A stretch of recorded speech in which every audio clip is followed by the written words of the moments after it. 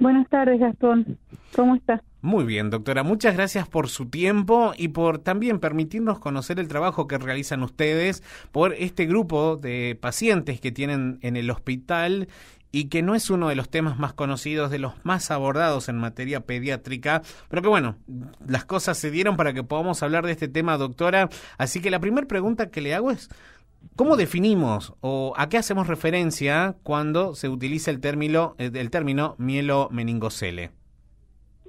Bueno, cuando decimos mielomeningocele, como usted bien dijo, estamos hablando de un defecto que se produce en el embrión cuando se está formando el bebé, no se cierra el tubo neural, ¿sí? Se llaman defectos del cierre del tubo neural y eso se debe a que yo lo explico a los papás, les explico que primero cuando nos formamos somos una sola célula de la mamá y una del papá que se juntan. Sí. Y a medida que van pasando los momentos, porque día a día va creciendo, primero somos 2 células, 4, 8, 16, 32, 64, y después se forma como si fuera una bolita con forma de mora, y se llama mórula. Después esa mórula va creciendo, se va como aplanando, y queda como si fuera una plaquita, a ver cómo podríamos explicarlo más fácil, como si fuera una tapita de una empanada, Sí. que al final después se dobla y se une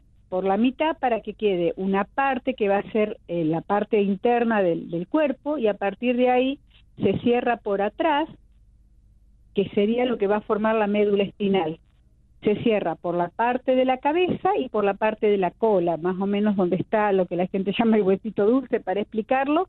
Se cierra durante la formación, todo ese tubo neural se cierra de una punta a la otra. Sí. Cuando en algún momento, por cualquier motivo, no se produce este cierre, se producen diferentes alteraciones según a la altura del tubo neural que no se cierra. Lo más, la mayor cantidad de patologías se dan en la parte inferior, en la zona donde están las vértebras lumbosacras, y ahí se forma lo que se llama mielomeningocele, que es el defecto del cierre de la columna vertebral, y ahí hace protrusión parte de la médula y las meninges. Eso más o menos sería a grosso modo y de una forma muy simple de poder explicar qué es lo que pasa y por qué se forma. Bien, y este defecto del tubo neural, doctora, ¿qué tan común puede llegar a ser o justamente podemos considerarlo una situación poco frecuente? Supuestamente se da un caso cada 1000 habitantes, ¿sí? Nosotros en el hospital, desde el 2012 que venimos viendo y haciendo seguimiento de niños, tenemos más o menos 170 pacientes, ¿sí? De los cuales algunos ya se han hecho adultos y otros son chiquitos que tenemos que han nacido durante lo que va de este año y durante los años anteriores.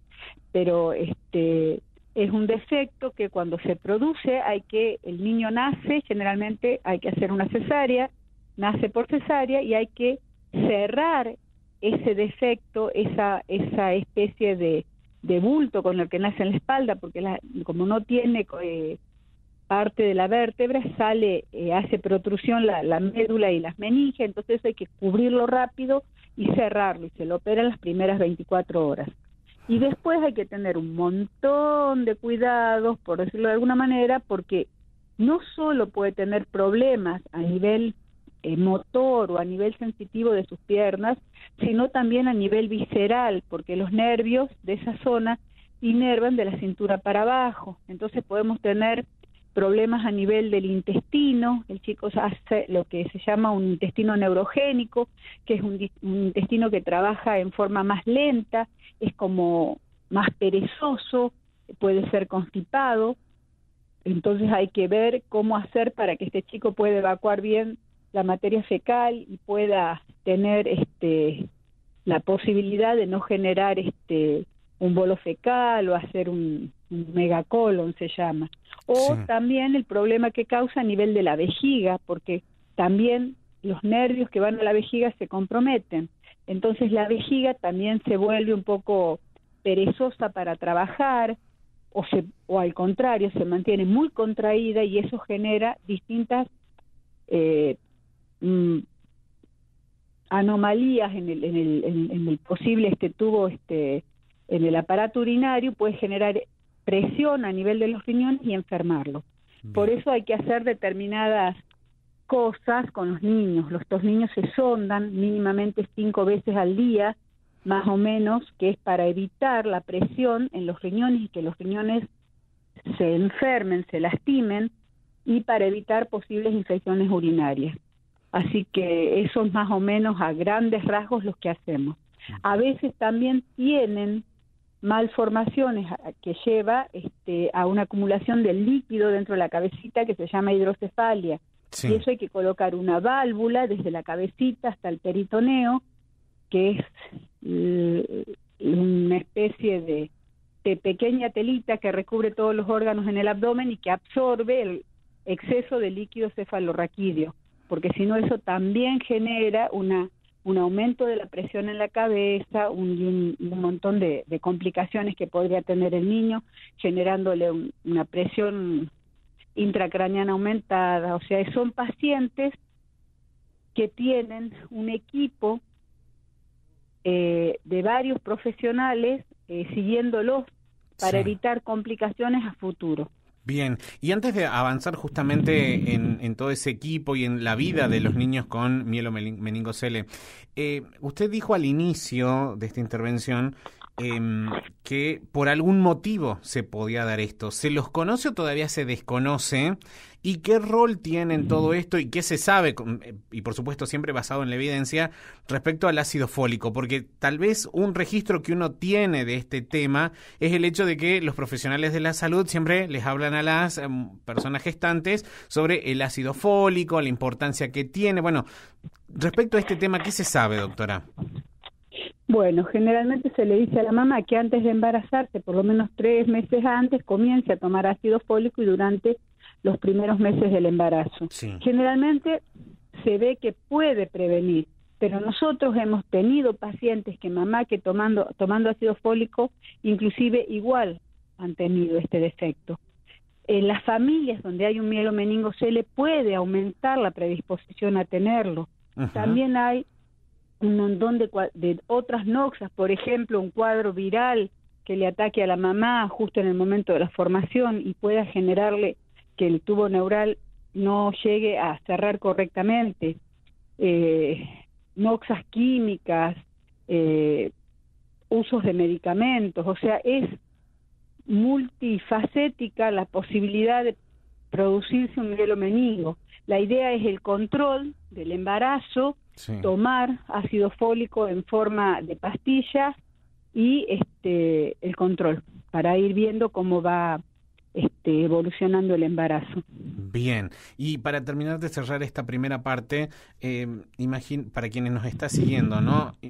Te imaginen su espalda sigue y uno puede tocar las vértebras una a una en su espalda. Bueno, imagínense que a la altura de la base de las costillas, digamos así, a veces es ahí donde se grafica justamente en las imágenes y demás, una pequeña protuberancia que es justamente lo que hacía referencia a la doctora cuando trataba de explicarnos dónde se ubica. Bueno, ahí estamos hablando y que, bueno, como usted contó, doctora, tenemos casos aquí en la provincia y que se atienden en la etapa pediátrica dentro del Hospital Materno Infantil y que, bueno, pueden presentar todas estas complicaciones que usted viene enumerado.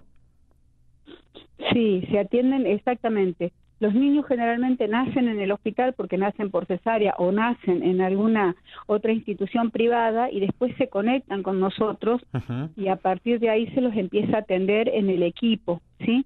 El equipo se formó hace aproximadamente, va a ser 10 años hace ahora. Uh-huh. Y bueno, el equipo está formado por nefrólogos, urólogos, gastroenterólogos, neurocirujanos, médicos clínicos, neonatólogos, tenemos nutricionistas, tenemos el apoyo que se hace también desde servicio social, porque estos pacientes son pacientes que pueden tener y se los considera a veces con alguna leve discapacidad o una discapacidad severa. Tenemos niños que caminan, deambulan, otros deambulan con andadores o con bastones canadienses. con prótesis, botas largas, hay otros que andan en silla de ruedas, o sea, la patología motora es muy florida, digamos, desde muy prevalente, que no pueden deambular hasta otros que sí. Entonces, la idea es esto, decirles a los papás que va a depender de qué estímulo le brindemos nosotros, ¿sí?, de qué posibilidades kinesiológicas y fisioterapéuticas se le puedan dar al chico para que él pueda deambular o por lo menos tener una autonomía, poder andar en silla de ruedas o poder caminar con bastones. El asunto es eso. La idea del equipo es poder lograr que el paciente sea un paciente autónomo e independiente el día de mañana, inclusive con la posibilidad de sondarse. Tal cual. Porque desgraciadamente se tienen que sondar durante toda la vida.